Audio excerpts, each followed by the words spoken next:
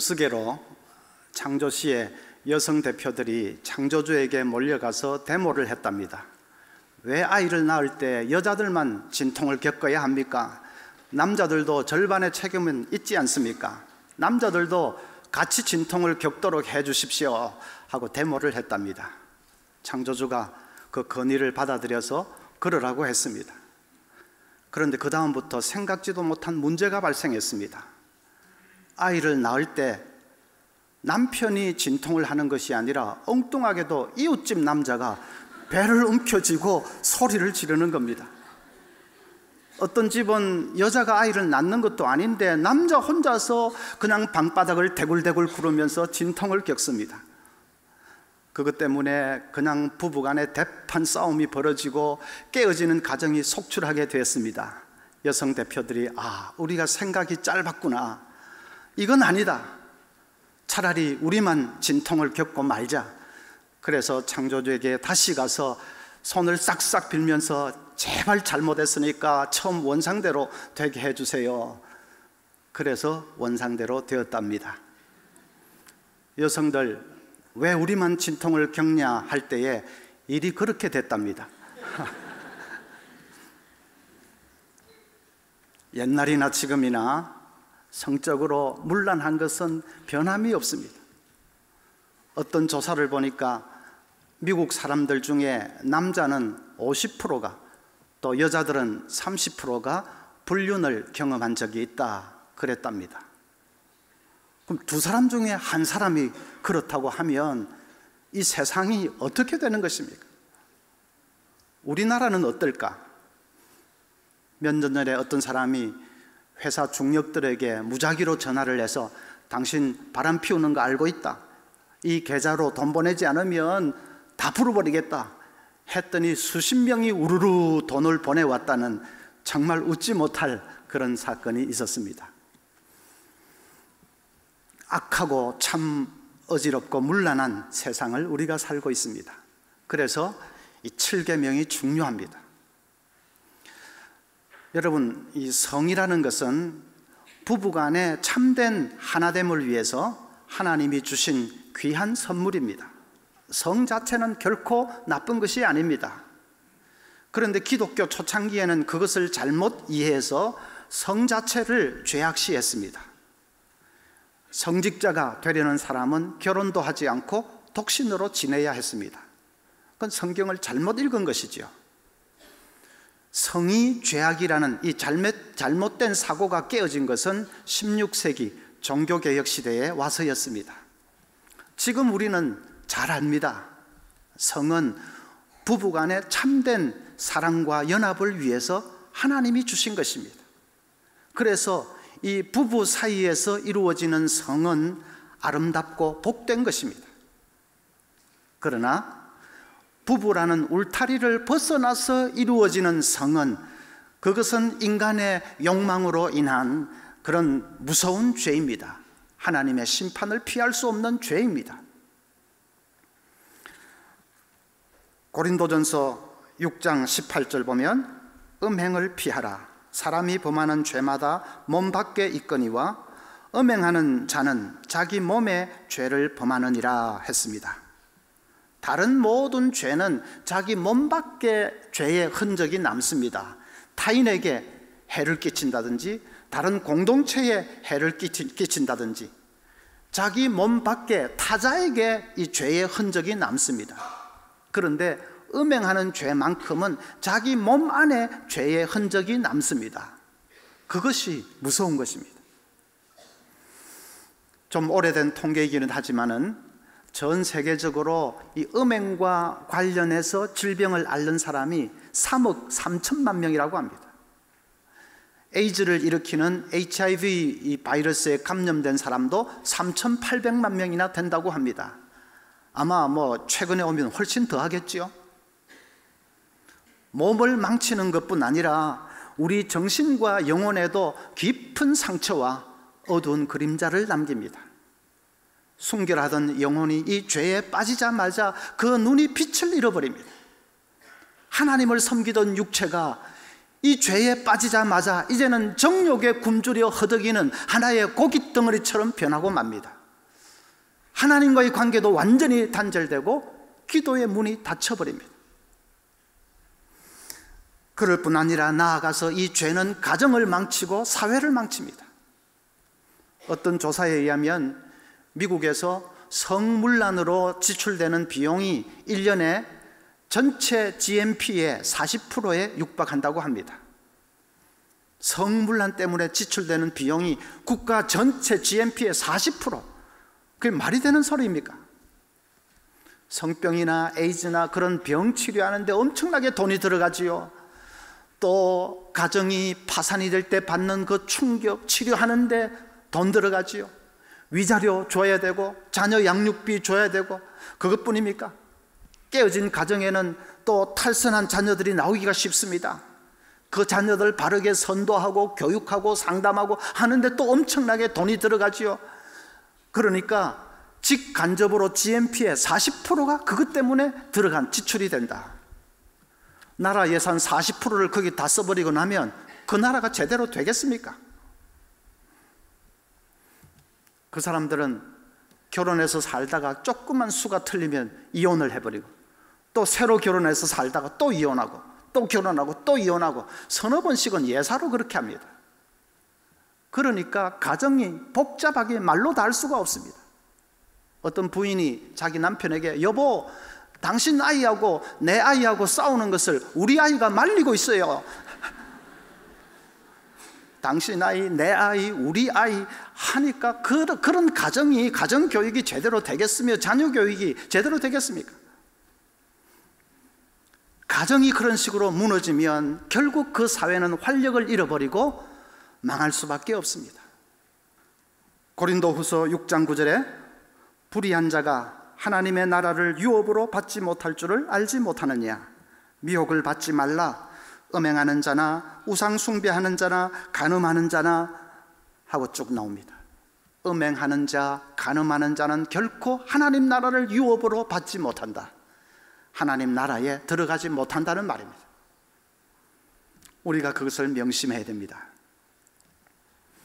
그러면 어떻게 이 7계명을 지킬 것이냐? 첫째로는 우리 마음을 잘 지켜야 합니다. 마태복음 5장 28절에 나는 너희에게 이르노니 음욕을 품고 여자를 보는 자마다 마음에 이미 간음하였느니라. 행동으로 간음하는 것이 꼭 간음이 아니라 마음에 음욕을 품고 사람을 대하면 그건 벌써 간음한 것과 마찬가지라고 하십니다. 그래서 우리 마음을 잘 지켜야 되지요. 마음이 병들면 행동은 언제든지 나타날 수 있기 때문입니다. 도둑은 조금만 기회가 되면 잘 또 훔칩니다. 왜냐하면 밤낮 훔칠 생각을 하고 있으니까, 마음에 그것이 가득하니까 조금만 기회만 되면 행동으로 금방 나타날 수 있습니다. 마음에 음란한 생각이 가득하면, 그러면 적당한 상황이 되면 그것은 금방 행동으로 나타날 수 있습니다. 그래서 여러분, 음란물은 아예 멀리 하십시오. 인터넷이든지 영화든지 소설이든지 잡지든지 하여튼 음란물은 아예 눈 밖에 멀리 하십시오. 음란한 농담도 입에 담지 마십시오. 아이고 뭐 그냥 웃자고 하는 소리 아닙니까? 아닙니다. 자꾸 그러면 마음이 더러워집니다. 지금 싸움은 여기 이 마음에서 벌어지는 것입니다. 러브 호텔에서 싸움이 벌어지는 것이 아니라 지금 여기서 싸움이 벌어지고 있습니다. 여기서 져버리면 그 사람은 진짜로 지는 것은 시간 문제입니다. 그래서 마음을 잘 지켜야 합니다. 제가 달라스 신학교에서 공부하고 있을 때 이 교회 성장학 과목은 진게츠라는 목사님이 가르쳤습니다. 한 번은 그 목사님이 들어오셔서 진도는 나가지 않고 자기 교회 부교역자 얘기를 했습니다. 그 부교역자는 자기 영적인 아들과도 같고 또 사역도 잘하고 열심도 있고 한 사람이었는데 그만 시험 들어서 어느 여성도와 부적절한 관계에 빠지고 말았습니다. 결국 그것이 드러나서 교회를 사임하게 되었고 다른 사역의 길도 다 끊어졌습니다. 가정도 파탄이 났습니다. 그 얘기를 쭉 해주시면서 마지막에 그 부교역자가 자기에게 보낸 참회의 편지를 꺼내서 그대로 읽어주셨습니다. 그 편지에는 젊은 교역자가 당하는 말로 다 할 수 없는 심적인 고통이 그대로 드러나 있었습니다. 절망하는 아내를 바라보아야 하는 고통, 방황하는 아이들 앞에서 고개를 들지 못하는 부끄러운 아빠로서의 고통, 사회적으로도 완전히 매장되어 버린 그 캄캄함과 그 고통, 어떻게 한 번의 죄로 사람이 그렇게 철저하게 망가질 수 있는지 가슴을 치면서 울부짖는 그 회한이 구구절절히 흐르고 있었습니다. 그 비참한 모습이 너무나도 생생해서 그 자리에 있던 수십 명의 신학생들이 충격을 받아가지고, 그래서 남의 일 같지가 않아서 전부 쥐 죽은 듯이 조용해 있던 그런 기억이 지금도 생생합니다. 여러분, 그 부교역자가 처음부터 그런 죄 짓겠다고 작심하고 들어갔겠습니까? 그럴 리가 없지요. 마음을 지키지 못하고 좀 해이하게 풀어져 있는 동안에 시험이 오고, 그래서 자기도 모르게 그냥 한 번 넘어져 버린 것이 그렇게 인생의 치명적인 그런 결과를 나타내었습니다. 디모데후서 2장 22절에 너는 청년의 정욕을 피하고 했습니다. 피하라고 했습니다. 유혹이 다가올 때는 무조건 피해야 합니다. 도망쳐야 합니다. 요셉도 도망쳐서 이겼지 않습니까? 그걸 그 자리에서 뭘 설득을 해보겠다, 싸워보겠다 하면 그 사람은 백에 백 넘어질 수밖에 없습니다. 그때는 무조건 도망치는 것이 이기는 것입니다. 마음을 잘 지켜서 사탄이 틈타지 못하도록 하고, 그리고 뭔가 조금 이상하다 싶으면 무조건 도망치고, 그래서 그 죄를 이겨야 합니다. 두 번째로는 건강한 부부관계를 유지할 수 있어야 합니다. 고린도전서 7장 5절에 서로 분방하지 말라, 다만 기도할 틈을 얻기 위하여 합의상 얼마 동안은 하되 다시 합하라. 이는 너희가 절제 못함으로 사탄이 너희를 시험하지 못하게 하려 함이라. 분방하지 말라, 각방을 쓰지 말라 하는 말은 부부 생활에 지장이 되는 어떤 일도 만들지 말라는 뜻입니다. 기도하기 위해서 잠깐 동안은 각방 쓸 수 있지만 그것도 합의가 될 때에 하라고 했습니다. 남편이나 아내나 둘 중에 어느 누구도 나는 분방하기 싫다고 하면 아무리 기도라도 분방해서는 안 된다고 말씀하십니다. 그만큼 부부가 서로에 대한 이 책임을 다하는 것이 중요합니다. 여러분, 말씀드렸지요? 부부간에 이루어지는 성은 그건 부부 사이의 참된 연합을 위해서 하나님이 주신 귀한 선물입니다. 그래서 부부간에, 그건 중요한 것이기 때문에 부부간에 성생활에 행복하지 못하면 그러면 반드시 문제가 생길 수가 있습니다. 흔히 이혼하는 사람들, 이혼 사유를 보면 성격 차이 때문에 이혼한다 그러는데, 가만히 내막을 들여다보면 그 성격 차는 사실은 성격차일 때가 많습니다. 성격차가 아니라 성격차일 때가 많습니다. 서로가 상대방에게 원하는 이 성에 대한 요구가 일치하지 못하기 때문에 그래서 문제가 생길 때가 많습니다. 그래서 사탄이 틈타지 못하게 하기 위해서는 부부간의 건강한 생활을 유지하는 것이 중요합니다. 어떤 목사님에게 젊은 선교사 후보생 한 사람이 찾아와서 아내와 이혼을 하려고 하는데 좀 상담을 해달라고 그렇게 요청을 합니다. 선교사로 나갈 분이 이혼을 한다고 하니까 너무 뜻밖인데, 그분이 틀어놓는 사연이 이렇습니다. 자기가 언어 연수차 유럽으로 가 있는 동안에 아내가 인터넷 채팅을 했답니다. 어떤 남자와 인터넷 채팅을 하다가 한 번은 그 남자가 저녁 식사라도 하자 해서 나갔다가 그만 성폭행을 당하고 만 것입니다. 그러자 그 남자가 태도가 돌변하더니 거액을 요구하면서 돈 주지 않으면 남편에게 다 풀어버리겠다고 협박을 합니다. 하루가 다르게 아내가 몸이 말라가는 것을 이상하게 여긴 이 선교사 후보생이 추궁을 해서 그 사실을 알게 된 것입니다. 경찰에 연락을 해서 그 나쁜 놈을 붙잡았지만, 그래서 문제는 해결되었지만은, 그러나 더 큰 문제가 있었습니다. 그 다음부터는 아내가 바로 보이지를 않는 것입니다. 어떻게 선교사 부인이 되어야 될 사람이 외간 남자와 채팅을 하고 저녁 식사를 하고 그럴 수가 있느냐? 성폭행 당한 것은 자기 힘으로 어쩔 수 없었다 하더라도 어떻게 그 자리까지 나갈 수가 있느냐? 그것이 도무지 용납이 되지가 않는 것입니다. 아무리 해도 마음으로 아내가 받아들여지지가 않았어. 그래서 헤어져야 되겠습니다 하고 얘기를 합니다. 목사님이 다 듣고 나서 물어보았습니다. 평소 삶에서 중요한 이런 어떤 일들을 아내와 충분히 의논해서 하는지, 아니면 혼자서 주로 결정을 해서 그냥 밀어붙이는지. 그랬더니 좀 후자 쪽이 가깝습니다 그럽니다.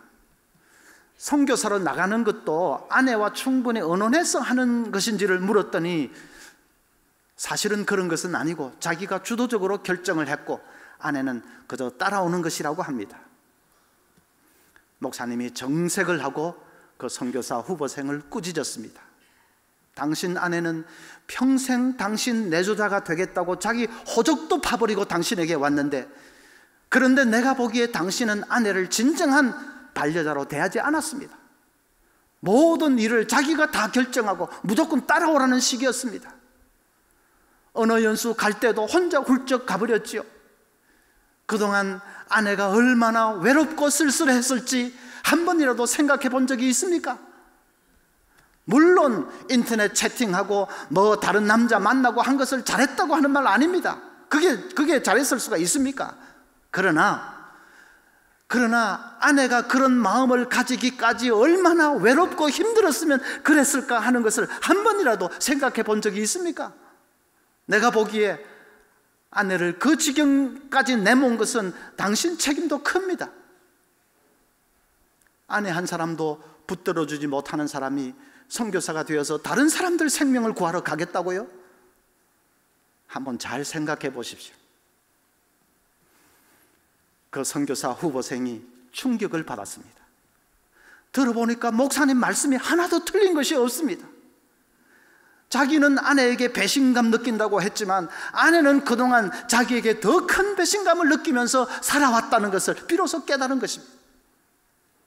그날 밤에 선교사 후보생이 아내 앞에 무릎을 꿇고 내가 그동안 당신을 충분히 배려하지 못했습니다. 당신을 제대로 사랑하지 못했습니다. 용서를 구했습니다. 아내는 그 앞에서 그냥 엉엉 통곡을 합니다. 두 부부가 서로 끌어안고 하염없이 눈물을 쏟았습니다.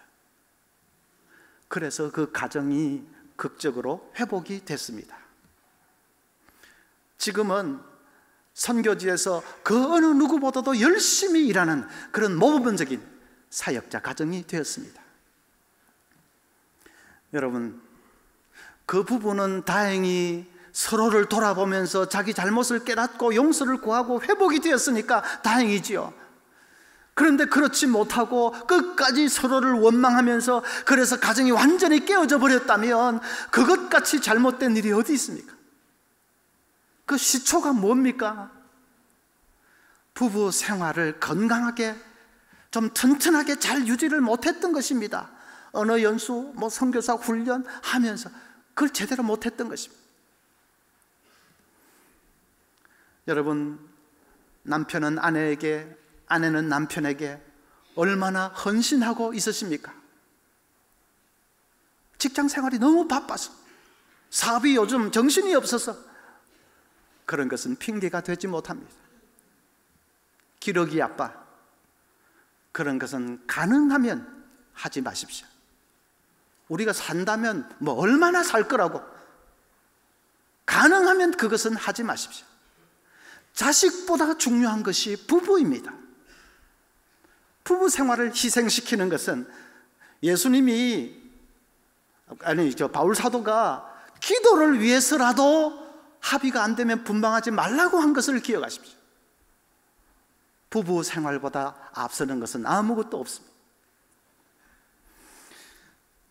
그래서 이 가정생활, 부부 생활이 견실하고 또 건강하게 잘 유지가 될 때에 사탄은 틈을 탈 수가 없는 것입니다.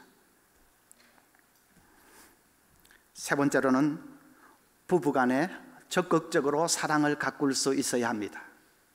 7계명은 그저 부정적으로 뭘 하지 말라 그것만 말씀하는 것이 아니라 적극적으로 부부간에 아름다운 사랑을 가꾸고 꽃피울 수 있어야 한다는 것을 강조하는 말씀입니다. 아내와 애인 구별하는 법 시리즈가 많이 나왔는데 그 중에 골프장 편이 있습니다. 골프장에서 아내와 애인 구별하는 법. 여자가 공 뒷땅을 칠 때에 머리가 나빠서 그렇다고 하면 아내고 잔디가 나빠서 그렇다고 하면 애인입니다. 홀까지 10cm 남았는데도 끝까지 넣으라고 하면 아내고 1m가 남았는데도 오케이 됐다 하면 그건 애인입니다. 여자가 그늘집에서 뭘 마시겠다고 할 때에 냉수 마시고 속자리라고 하면 아내고 생과일 주스가 좋다고 하면 애인입니다. 또 하나는 뭐지요? 여자가 골프장 경치가 너무 좋다고 할 때에 공도 못 치는 것이 경치가 눈에 들어오냐? 그러면 아내고 이 경치보다 당신이 훨씬 더 아름답다고 하면 애인입니다. 외울 필요는 없고요. 부부라도 늘 시들시들하게 그렇게 살아야만 하는 것은 아닙니다. 부부도 얼마든지 열정을 불태우는 삶을 살 수 있습니다. 애인 같은 그런 부부 생활 할 수 있습니다. 사랑을 자주 표현하십시오. 그것도 늘 좀 같은 방식 말고 창의적으로 그렇게 표현하면 좋습니다. 퇴근하고 들어갈 때 꽃도 한 번씩 사들고 가십시오. 한낮에도 전화를 걸어서 당신 어떻게 지내는지 궁금하기도 하고 보고 싶기도 하고 그래서 전화했어. 전화하십시오. 문자도 한 번씩 날리십시오. 꿀물 사랑해. 한이가 꿀물 아닙니까? 자주 사랑의 표현을 하십시오. Love has short memory라는 말이 있습니다. 사랑은 기억력이 짧다. 사랑은 기억을 잘 못하기 때문에 자주 사랑의 표현을 하십시오. 또 목사님은 잘 하세요? 그렇게 묻지 마세요. 설교 시간에는 질문하는 거 아닙니다. 부인들은 가정 분위기도 한 번씩 바꾸어 보십시오. 남편 들어올 시간쯤 돼서 파도 치는 소리가 나는 음악도 한번 틀어놓아 보십시오. 그런 CD 어디서 구하는지는 저도 잘 모릅니다. 알아서 한번 그렇게 해보십시오. 한 번씩 화사한 램프로 좀 분위기도 바꾸어 보십시오. 창의적인 아이디어만 내면 부부간의 로맨스를 살릴 수 있는 그런 요소는 도처에 있습니다. 아이고 목사님 같이 산 지가 수십 년인데 그럴 만한 감정이 어디 있습니까? 보기만 해도 지겹습니다. 그렇습니까? 제가 늘 말씀하지 않습니까? 감정은 행동하면 감정은 따라오기 마련입니다. 그게 행동요법, 행동치료요법 아닙니까? 행동하면 감정은 따라옵니다. 분명합니다. 자꾸 사랑의 표현을 하십시오. 어느 순간에 저 여자가 진짜로 좋아지네. 분명히 그렇게 되실 것입니다. 그래서 아름답게 사랑을 꽃피울 수 있어야 됩니다. 헨리 포드는 자동차 왕이지 않습니까? 그가 그냥 우연히 자동차 왕이 된 게 아닙니다. 수많은 실패와 좌절을 겪었습니다. 퇴근하고 돌아오면 뒷뜰에 있는 낡은 창고에 틀어박혀서 밤을 새우면서 연구에 연구를 거듭했습니다. 그런 모습을 보면서 주위 사람들은 다 미쳤다고 했습니다. 그런데 아내는 달랐습니다. 늘 언젠가는 당신의 꿈이 이루어지고 말 거예요 하면서 격려해 주었습니다. 추운 겨울날 오들오들 떨면서도 등불을 들고는 남편을 비추어 주었습니다. 그래서 헨리 포드가 자동차 왕이 된 것이죠. 성공하고 나서 기자와 인터뷰를 하는데 기자가 물어봤습니다. 선생님은 만약 다시 태어난다고 하면 뭐가 되고 싶으십니까? 헨리 포드가 어떻게 대답했는지 압니까? 제 아내와 함께 있을 수만 있다면 뭐가 되든지 상관없습니다. 참 생각할수록 엄청난 고백입니다. 아내와 함께 있을 수만 있다면 뭐가 되든지 어디에 있든지 뭐 아무 상관없습니다. 그런 부분은 얼마나 행복했을까? 여러분, 우리도 그렇게 될 수 있습니다. 그 행복은 어느 날 갑자기 하늘에서 뚝 떨어지는 것이 아닙니다. 조그마한 일에도 자꾸자꾸 사랑을 표현하십시오. 그리고 정말 삶에서 단순하고 작은 일 하나라도 사랑하는 마음으로 배우자를 섬기고 희생하는 마음으로 그렇게 봉사해 보십시오.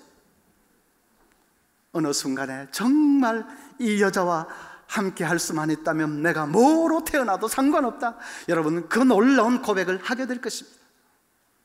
인생을 하직하는 날 당신과 함께한 생이었기 때문에 정말로 행복했다고 그렇게 고백할 수 있게 될 것입니다. 가정에서 성공하는 것이 여러분 인생에 성공하는 것입니다. 그것보다 더 중요한 것은 없습니다. 마음을 잘 지키고 그리고 여러분 열심히 사랑하고 섬겨서 정말 가정에 성공해서 인생에 성공하는 여러분 되시기를 간절히 바랍니다.